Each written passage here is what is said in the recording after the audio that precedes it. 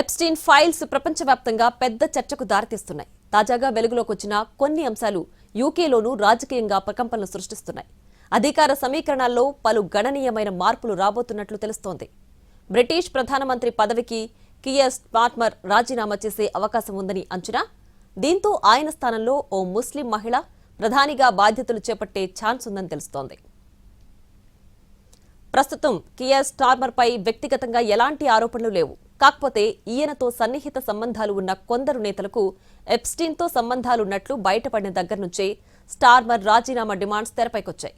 ఈ క్రమంలోనే ఎంపీ షబానా మహ్మద్ తదుపరి బ్రిటిష్ ప్రధాని అయ్యే అవకాశం ఉందని సమాచారం. షబానా ప్రస్తుతం యూకే హోంశాఖ మంత్రిగా బాధ్యతలు నిర్వర్తిస్తున్నారు. ఒకవేళ ఈమె ప్రధాని అయితే ఈ ఘనత సాధించిన తొలి ముస్లిం మహిళగా నిలుస్తారు.